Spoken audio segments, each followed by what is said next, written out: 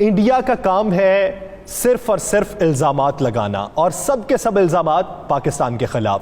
یعنی پہلے الزامات کچھ اور لگتے تھے، اب کچھ اور نوعیت کے لگتے ہیں اور ان کو سن کے ہنسنے کو جی چاہتا ہے. اب الزامات یہ لگ رہے ہیں کہ ٹڈی دل جس نے پاکستان سے بھارت کا راستہ اپنایا ہے وہ پاکستان کا تربیت یافتہ ہے اور پاکستان کا بدلہ لینے کے لیے انہوں نے اسے بھارت میں بھیجا ہے. یعنی اس طرح کے الزامات سن کے صرف انسان ہنس ہی سکتا ہے اور کچھ نہیں کر سکتا.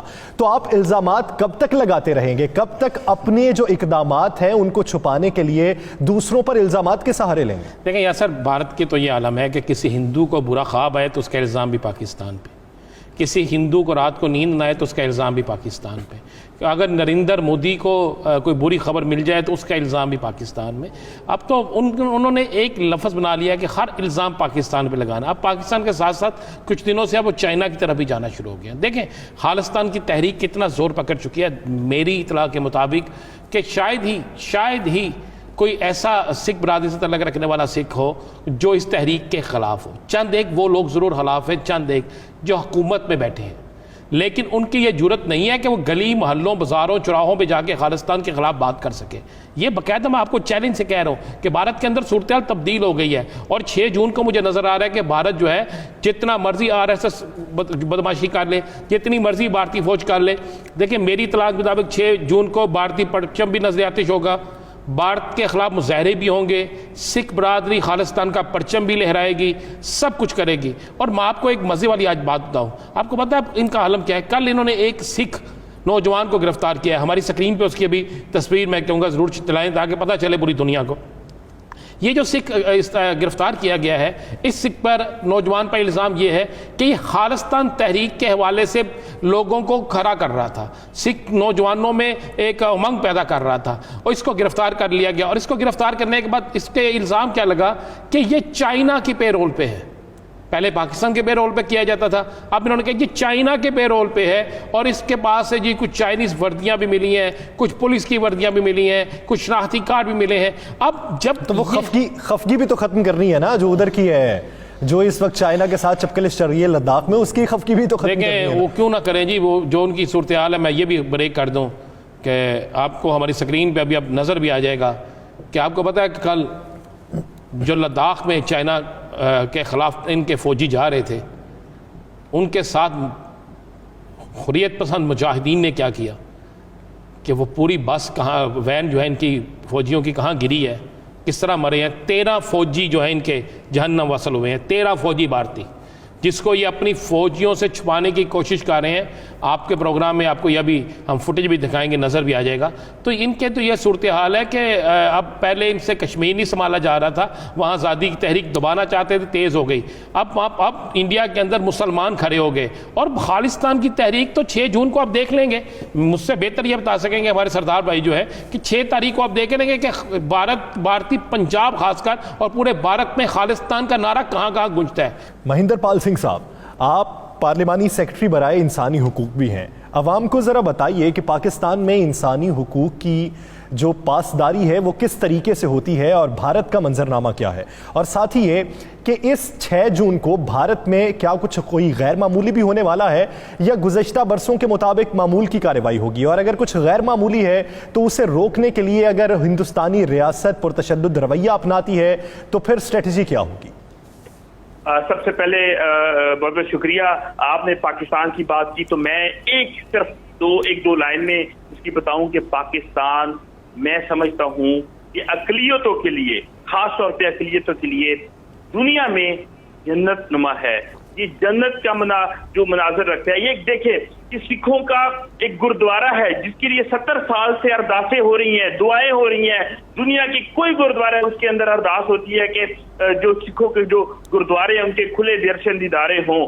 اور 70 سال بعد عمران خان صاحب آتے ہیں اور وہ ایک محبت میں کہ اتنی دعائیں ہو رہی ہیں تو ان لوگوں کو گردوارے کی اجازت ملنی چاہیے. اور کرتارپور راہداری دنیا کا ریکارڈ ترین کام ہوا کہ ایسا کام کبھی کسی دنیا نے اتنی سپیڈ میں کام نہیں کیا. پوری دنیا دیکھے UN کا سیکرٹری جنرل آیا اور وہ حیران ہو گیا کہ آپ نے اقلیتوں کو 550 سالہ جنم دن پہ تحفہ دینے کے لیے اتنی سپیڈ میں کام کیا. وہ خود حیران رہ گیا. اس سے بڑی کیا مثال ہو سکتی ہے کہ پاکستان میں اقلیت آزاد ہے؟ میں آپ کو دوسری مثال بھی دیتا ہوں کہ 27 اکتوبر کو پوری دنیا میں مسلمان برادری اور ہم انسانیت سے پیار کرنے والا لوگ کہ جو انسانیت کے لیے جو ہے وہ بلیک ڈے منا رہے تھے ہندوستان کے خلاف، کہ کشمیر میں انہوں نے جو ظلم کر رکھا ہے وہ، کیونکہ 27 اکتوبر کو ہندوستان نے قبضہ کیا تھا مقبوضہ کشمیر کے اوپر، تو اسی 27 اکتوبر کو دیوالی منائی ہندو برادری جو ہے وہ دیوالی منائی جا رہی تھی، اور پورے پاکستان میں ہندو برادری نے 27 اکتوبر کو دیوالی منائی، اور ایک بھی ایسا واقعہ پیش نہیں ہوا کہ ہندو برادری کو ان کو دیوالی منانے سے روکا گیا۔ اس سے بڑا کیا ثبوت ہو سکتا ہے کہ پوری دنیا جو ہندوستانی ہندو جو ہے مودی کے ظلم کے خلاف، پورا دنیا کے مسلمان جو ہے وہ بلیک ڈے منا رہے ہیں، اور پاکستان میں رہنے والے ہندو جو ہے، ہندو برادری جو ہمارے بھائی ہیں پاکستان میں جو رہتے ہیں ہندو بھائی، ان کے ساتھ ہم مل کے دیوالی بھی منا رہے ہیں تاکہ ان کی خوشیوں میں بھی کمی نہ آئے۔ جہاں تک بات آپ نے کی کہ ہندوستان کے اندر اب کیا ہوگا، ہندوستان کے اندر وہ ہوگا جو ہندوستان صرف تاریخ میں نام رہ جائے گا۔ ہندوستان اپنے ظلم سے، اس مودی کی پاگل پن کی وجہ سے تباہ ہوگا، اس میں پاکستان کا کوئی رول نہیں ہے۔ پاکستان، آپ نے جیسے کہا کہ جی ہندوستان الزام لگا رہا ہے، ہندوستان کو پاکستان فوبیا ہو گیا ہے۔ پاکستان کی ترقی، پاکستان کی اقلیتوں کے ساتھ محبت وہ برداشت نہیں کر سکتا، وہ چیز برداشت نہیں کر سکتا کہ یہ چاہتا تھا کہ پاکستان کے اندر دہشت گردی پھیلا کے میں پاکستان کو جو ہے وہ خدا نہ خواستہ برباد کر دوں، لیکن پاکستان دہشت گردی سے بھی نکلا اور پھر اپنے پاؤں پہ کھڑا ہو کے اس نے ثابت کیا کہ پاکستان جو ہے وہ تا قیامت رہے گا، نہیں رہے گا تو ہندوستان نہیں رہے گا، اور وہ اپنی موت خود مرے گا۔ اگر یہ بات کرتے ہیں کہ فنڈ کے اوپر، تو مجھے بتائیں ہندوستان میں ایک چھوٹا سا بچہ بھی اگر خالصتان زندہ باد کا نعرہ لگاتا ہے تو ایک چھوٹے سے بچے کی زبیر کو پاکستان فنڈ سے خرید سکتا ہے؟ پاکستان اپنا فنڈ اپنی قوم پہ لگائے گا، اپنی پاکستانیوں پہ لگائے گا۔ ہمیں کیا ضرورت ہے کہ ہم انڈیا کو نقصان پہنچانے کے لیے فنڈ دیں؟ ہندوستان اپنی غلط کام کی وجہ سے، اپنے ظلم کی وجہ سے تباہ ہوگا۔ مودی حکومت آپ ہی اپنی اداؤں پہ ذرا غور کریں۔ رانا صاحب، چاولہ صاحب سے کوئی بات کرنا چاہتے ہیں؟ دیکھیں گوپال سنگھ چاولہ صاحب، 6 جون واقعی بولنے والا دن نہیں، آپ کے بنوں نے قربانی دی ہے۔ بھارتی فوج نے جس طرح وہاں پر گردوارہ صاحب کی وہاں پر دربار صاحب کی جو بے حرمتی کی، جس طرح خون کی ندیاں بہائی، پھر جس طرح بوٹ پہن کر اندر گئے، یہ دن تو بولنے والا نہیں ہے۔ تو کیا ہونے جا رہا ہے 6 جون کو؟ دیکھو جی، 6 جون کو روکنے کے لیے انہوں نے بہت بڑے اقدامات کیے ہیں۔ وہاں پہ میرے کافی سارے دوست ہیں، امرتسر میں، باقی میں، پٹیالہ میں، وہ یہ کہتے ہیں کہ تلاشی انہوں نے بہت زیادہ شروع کر دی ہیں۔ کسی کے پاس وہ نیل کٹر جو ہے وہ بھی نہیں جانے دے رہے ہیں، مگر ایسے یعنی کہ وہ ہتھ کنڈے ظلم کے انہوں نے کر دیے ہیں۔ لوگوں کو، وہ نوجوان جتنے بھی ہیں ان پہ طرح طرح کے کیس ڈال رہے ہیں، ان کو اندر کرنے کی کوشش کر رہے ہیں، مگر یہ جو باتیں ہیں یہ رکنے والی نہیں ہیں۔